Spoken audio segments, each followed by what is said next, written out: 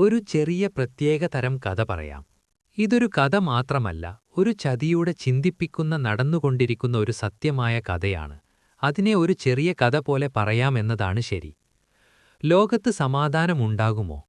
മൂസാ നബിയുടെ കാലത്ത് ഒരു രാജാവുണ്ടായിരുന്നു. അദ്ദേഹത്തിന്റെ പേരാണ് ഫിർഔൻ.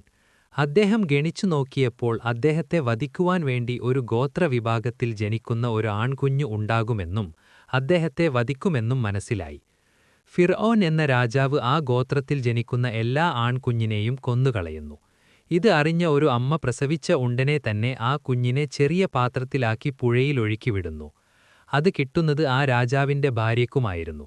ഭാര്യയ്ക്ക് അപ്പോൾ കുട്ടികളില്ലായിരുന്നു.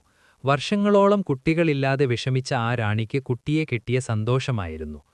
കുറച്ചു മാസങ്ങൾ കഴിഞ്ഞുപോയി. രാജാവിന്റെ മടിയിലുള്ള കുട്ടി രാജാവിന്റെ താടി വലിച്ചുപിടിച്ചു. രാജാവിന് ദേഷ്യം വന്നു. അതിനെ കൊല്ലാൻ വേണ്ടി രാജാവ് ഉത്തരവ് പറഞ്ഞു. റാണി അതിന് സമ്മതിച്ചില്ല.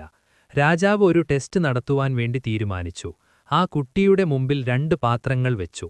അതിൽ ഒരു പാത്രത്തിൽ സ്വർണവും ഒരു പാത്രത്തിൽ തീയും വെച്ചു.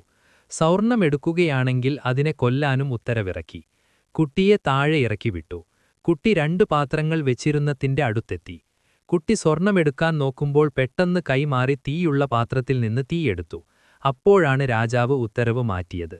അങ്ങനെ ആ കുട്ടി വലുതായി മൂസാ നബി എന്ന പ്രവാചകനായി മാറി. അങ്ങനെ മതപ്രബോധനം തുടങ്ങി. അത് രാജാവിന് ഇഷ്ടമായില്ല.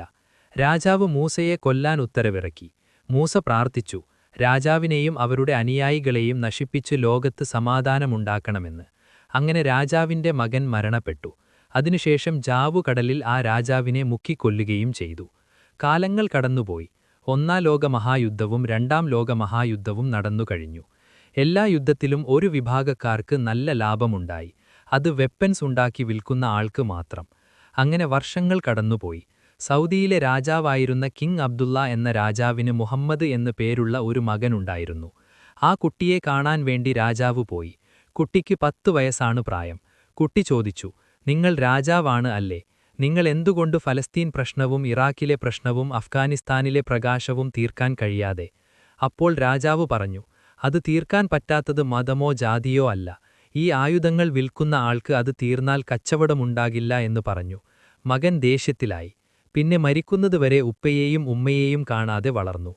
അമേരിക്ക ശ്രമിക്കുന്നത് ലോകത്ത് സമാധാനമില്ലാതാക്കുവാൻ വേണ്ടിയാണ്.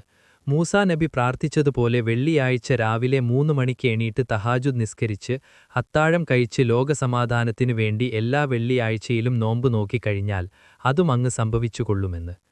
Thank you watching. Please subscribe and share. To be continued.